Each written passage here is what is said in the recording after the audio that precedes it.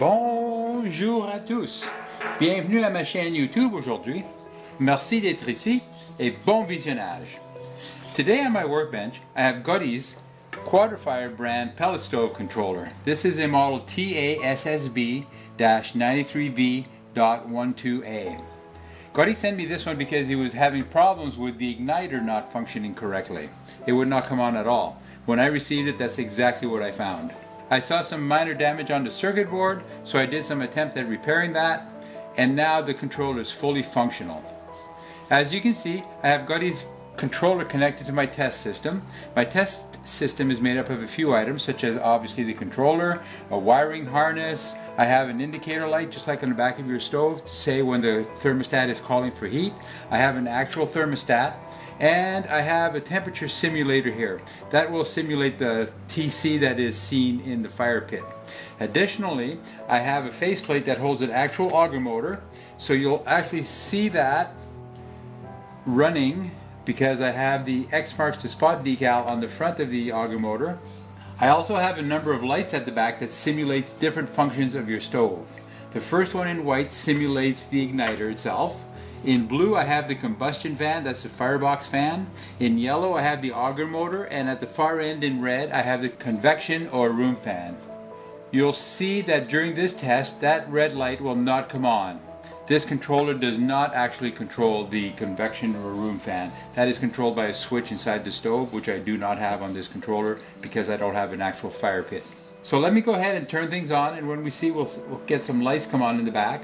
There we go, we have one light, that's the combustion fan. That's to be expected when you turn things on, just to make sure that the firebox is exhausted and that there is airflow up this chimney stack.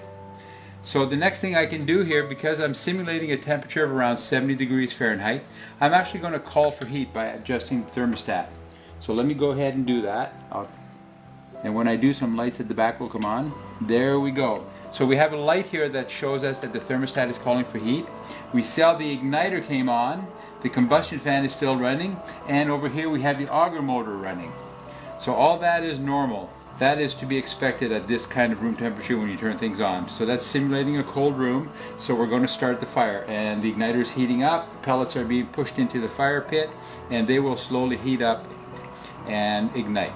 So as that happens, the temperature in the fire pit slowly climbs, and I'll note that on the box here I've written a couple numbers. In green I've written 277 degrees Fahrenheit.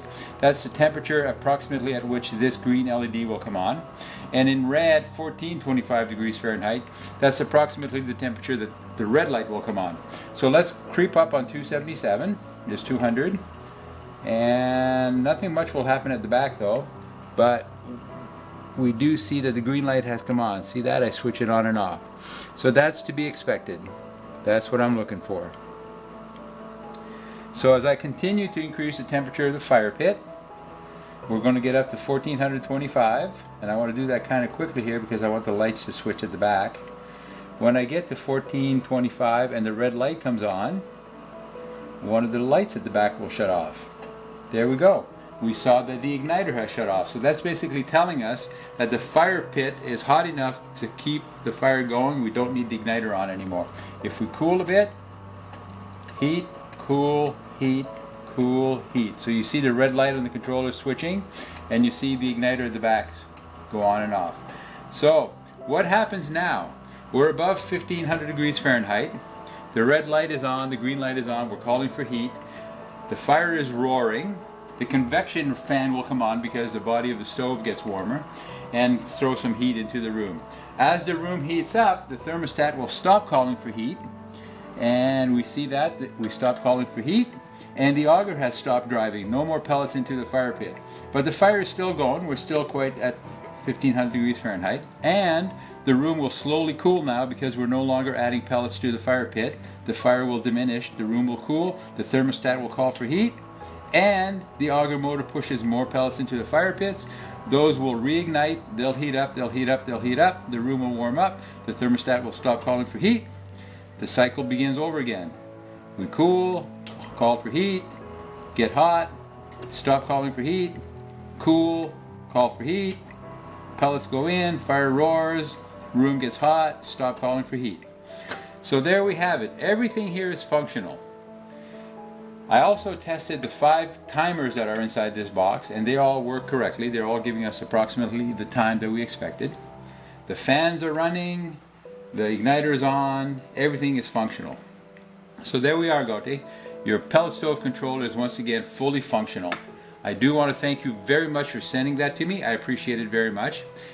For all you other viewers out there, if you have a pellet stove controller of your own, whether it's a QuadraFire or USSC or Breckwell, for example, and you have a service need for it, please feel free to contact me. I'd be more than happy to speak to you about that and see what I can do to help you out. In the meantime, I hope everyone will give this video a thumbs up and subscribe to my channel. I would appreciate that very much. Thanks everyone. Bye bye.